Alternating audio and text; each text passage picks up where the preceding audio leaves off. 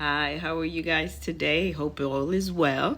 I thought we'd go back to where we were at 1 Corinthians 10 and 13, where we were talking about there has no temptation taken you, but such as common to man, but God is faithful, who will not suffer you to be tempted above that ye are able, but with the temptation, also make a way to escape, that you may be able to bear it,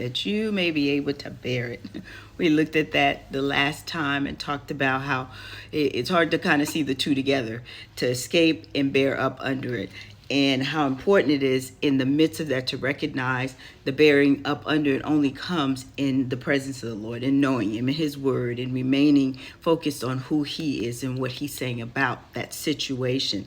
I thought today we would look at the word that temptation, which actually means testing. The Strong's has the definition for testing: putting to proof by an experience, whether that experience is of good or evil.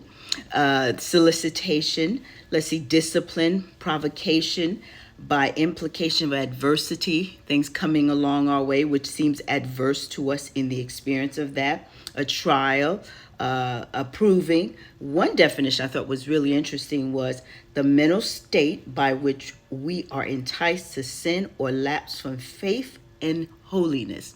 The mental state by which we are enticed to sin or lapse from faith and holiness. Doesn't that make sense? When the temptations come, when the trials come, when the testing comes, when the experience comes that seems adverse or overtaking us, it is hard to remain faithful to the Word of God, or even in the place of holiness, being consistent to His Word, being mindful of what He's saying about the situation or what you know Him to be, and to trust His Word, where we don't fall into an Eve situation where we can hear the enemy say, did God really say? And then we look the other way, or we oppose His Word, or we are offended with Him. So the implication is that when those times come, not if, when they come, that God Himself is faithful to provide a way that we can bear up under that warfare.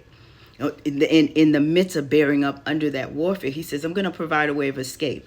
And you and I talked about that escape is a place in Him where we begin to see His mind, His perspective, who He is, His presence, His relief, His peace, all the things that come when our focus is on Him and knowing His character, that causes us then to have a sense that we've been pulled away from that situation. Like Psalm 91, under His shadow we will be covered, so that we can only just see the thing but not fully experience it to the depth of where it's going. So we will talk some more next time. Have a good week.